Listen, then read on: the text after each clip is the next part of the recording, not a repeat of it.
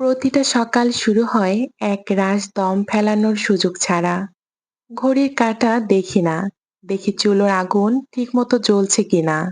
জীবনের অনেক হিসেব এখানে বসেই মিলে যায়, এই রান্নাঘরে।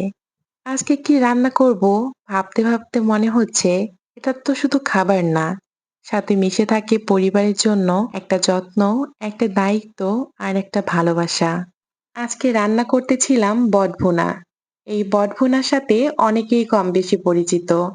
আমার মায়ের হাতের এই বটভুনা, আমার সারা পৃথিবীতে এইরকম স্বাদের বটভুনা সত্যি বলতে আমার কখনো খাওয়া হয়নি। হয়তো সবার মায়ের হাতের রান্নাই সবার কাছে শ্রেষ্ঠ। আমার মায়ের মতো হয়তোবা রান্না করতে পারবো না, তারপরও চেষ্টা করা।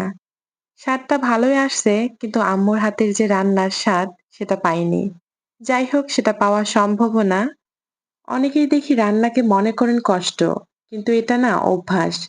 এই যে পেঁয়াজ যখন কাটতাম প্রথম দিকে জ্বলতো, চোখে পানি আসতো। এখন আস্তে আস্তে এটা অভ্যস্ত হয়ে গেছি। তবুও মনে হয় জীবনটা যেন এই পেঁয়াজের মতো, এক একটা স্তর খুলতে খুলতে ভিতরের কষ্টগুলো বের হয়। তবুও আমি হাসি মুখে কাটতে শিখেছি, কারণ আমি জানি রান্না শেষে আমার প্রিয় মানুষগুলোই খুশি মুখে খেয়ে নেবে। একটা সময় ছিল কিছুই বুঝতাম না। এখন বুঝি সংসার মানে শুধু সংসার চালানো না, এক একটা যুদ্ধ। একজন নারী চুপচাপ নিজের মতো করে যুদ্ধ করে যায় রান্নাঘরে, মনে মনে প্রতিদিন।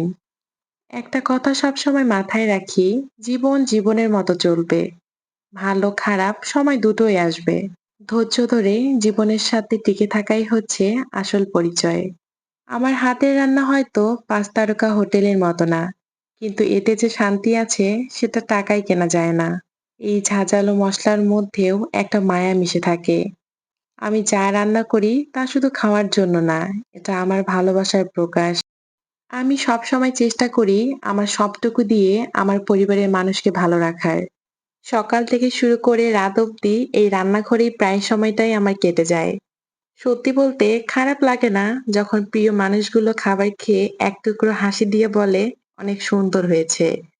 তখন সারা দিনের যে ক্লান্ত, এটা আর কিছুই মনে হয় না।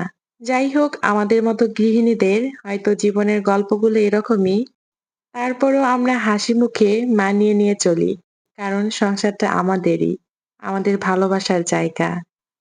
যাই হোক, রান্না করতে করতে আজকে এখানেই বিদায় নিচ্ছি। দেখা হবে নতুন কোনো ভিডিওতে, নতুন কোনো গল্প নিয়ে। এ পর্যন্তই, সবাই ভালো থাকবেন। আল্লাহ হাফেজ।